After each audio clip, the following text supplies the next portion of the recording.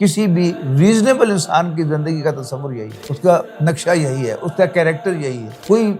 بڑا حق ہو یا چھوٹا حق ہو، جب بھی انسان کے سامنے آ جائے کہ یہ بات درست ہے، اسے مان لے کہ یس یہ درست ہے۔ یعنی حق کو حق تسلیم کرنے میں بھی بڑی ریزرویشنز ہوتی ہیں۔ انسان ذرا ادھر ادھر دیکھتا ہے کہ ایسا نہ ہو جائے ویسا نہ ہو جائے، اگر میں حق کو تسلیم کروں گا میرے لیے یہ پرابلم ہو سکتی ہے، اگر میں تسلیم نہیں کروں گا تو پھر مجھے یہ فائدہ حاصل ہو سکتا ہے۔ حق کو ماننے کا مطلب یہ ہے کہ انسان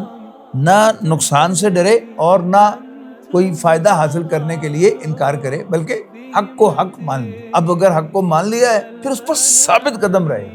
الحمدللہ رب العالمین والصلاۃ والسلام علی رسولہ الکریم، اما بعد فاعوذ باللہ من الشیطان الرجیم، بسم اللہ الرحمن الرحیم، والعصر ان الانسان لفی خسر الا الذین آمنوا وعملوا الصالحات وتواصوا بالحق وتواصوا بالصبر۔ قرآن مجید کی اس مختصر مکی صورت میں ایک آفاقی پیغام دیا گیا ہے کہ تمام انسان گھاٹے سے دوچار ہونے والے ہیں سوائے ان کے کہ جو حق کو تسلیم کر لیں، مان لیں۔ ذہن میں رکھیے گا کہ یہ ابتدائی مکی صورتوں میں سے ہے، ابھی ایمان کی ساری تفاصیل جو ہیں وہ بھی سامنے نہیں آئیں، لہٰذا اس کا سادہ ترجمہ اگر آپ کریں گے کہ حق کو مان لینے والے، سوائے اس کے کہ جو جب حق ان کے سامنے آئے تو اس کو مان لیں کہ یہ حق ہے، جب ان کا دل گواہی دے تو پھر اکارڈنگلی اپنے آپ کو مولڈ کریں، یہ عمل صالح ہے، اور پھر اسی حق کی تلقین کریں دوسروں کو اور اس کا پرچار کریں اور خود بھی ثابت قدم رہیں اس حق پر اور دوسروں کو بھی ثابت قدم رہنے کی تلقین کریں۔ یہ بڑا سادہ سا ایک انسان کا انداز ہے کہ اس میں سارا کا سارا جو انسان کی سیکولر سوچ ہے اس کا بھی حاصل موجود ہے، اور جو انسان کی مذہبی سوچ ہے اس کا بھی حاصل موجود ہے، اور قرآن مجید ہو یا سیرت النبی اور سیرت صحابہ وہ سب اسی صورت کے اندر سموئی ہوئی ہے۔ ان کے سامنے جب حق آیا تو انہوں نے وداؤٹ ریزرویشن اف بٹ لگائے بغیر اس حق کو تسلیم کیا اور پھر اس کے مطابق اپنے آپ کو مولڈ کیا، اسی کا پرچار کرنے والے بن گئے اور اس پر خود بھی ثابت قدم رہے اور دوسروں کو بھی ثابت قدم رہنے کی تلقین کی۔ حق بات کو تسلیم کرنا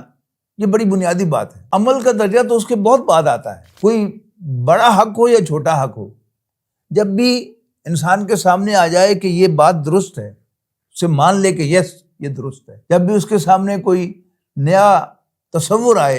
اور اس کا دل گواہی دے کہ یہ بات صحیح ہے، یہ حق ہے، تو اسے مان لے کہ یہ حق ہے، اور پھر جو بھی وہ حق اس سے تقاضا کرے تو وہ اپنے اندر سموئے، اپنے اندر اس کو لے کے آئے۔ اہم ترین چیز یہ ہے کہ انسان اس پر ثابت قدم رہے، یعنی حق کو حق تسلیم کرنے میں بھی بڑی ریزرویشنز ہوتی ہیں۔ انسان ذرا ادھر ادھر دیکھتا ہے کہ ایسا نہ ہو جائے ویسا نہ ہو جائے، اگر میں حق کو تسلیم کروں گا تو میرے لیے یہ پرابلم ہو سکتی ہے، اگر میں تسلیم نہیں کروں گا تو پھر مجھے یہ فائدہ حاصل ہو سکتا ہے۔ حق کو ماننے کا مطلب یہ ہے کہ انسان نہ نقصان سے ڈرے اور نہ کوئی فائدہ حاصل کرنے کے لیے انکار کرے، بلکہ حق کو حق مان لے، اور پھر اس کی ذات پر اگر اس کا کوئی اثر ہے تو وہ بھی ظاہر ہونا شروع ہو جائے کہ یہ واقعی اس حق کو تسلیم کرتا ہے۔ اس کے بعد جو اہم ترین بات ہوتی ہے وہ ثابت قدم رہنا ہوتا ہے۔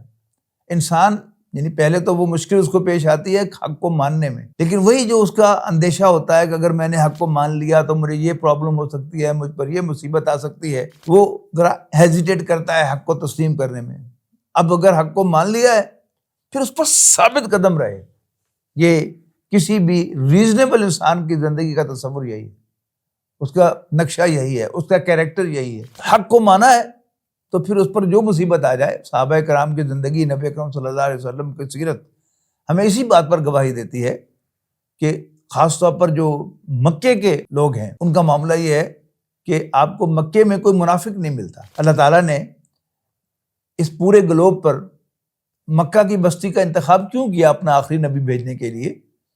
اس لیے کہ وہاں منافقت نہیں ہے، اور ان کا عام دستور بھی یہی تھا، اور جو بھی ایمان لائے وہ بھی اسی دستور پر قائم رہے۔ ابھی کوئی شخص جو ہے وہ کافر ہے تو اسلام کا، نبی اکرم صلی اللہ علیہ وسلم کا بدترین مخالف ہے، اور اگلے ہی لمحے وہ ایمان لے آیا، اس کے دل نے مانا اور اس نے اس کا اعلان کر دیا، تو پھر اس نے اگلے ہی لمحے اپنی پوری کی پوری شخصیت کو بدل دیا۔ وہ حق کی حامی بن گیا، حق کا سپورٹر بن گیا، حق کے لیے کھڑا ہوا، دوسروں کو بھی اس کی تلقین کی، اور پھر جو بھی مصیبت آئی اس کو جھیلا اور برداشت کیا۔ میں نے عرض کیا نا کہ یہ جو انسان کا سیکولر فیلڈ ہے اس میں بھی یہی چیز کام کرتی ہے۔ یعنی جو انگریزی کی وہ مشہور اسٹینزا ہے کہ not gold but only men can make a people great and strong. Men who for truth and honor sake steadfast. صبر کرتے ہیں، جھیلتے ہیں، برداشت کرتے ہیں، ثابت قدم رہتے ہیں and suffer long. تو انسان کا کسی اصول پر، کسی موقع پر، کسی سچائی پر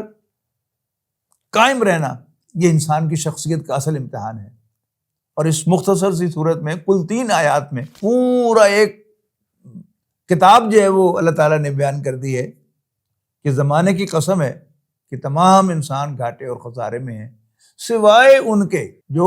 حق کو تسلیم کریں، مانیں، ایمان لائیں اور اس کے مطابق عمل کریں، پھر خود بھی اور دوسروں کو اس کی تلقین کریں، اور پھر خود بھی اس پر ثابت قدم رہیں اور دوسروں کو بھی اس پر ثابت قدم رہنے کی تلقین کریں۔ آخر دعوانا الحمدللہ رب العالمین۔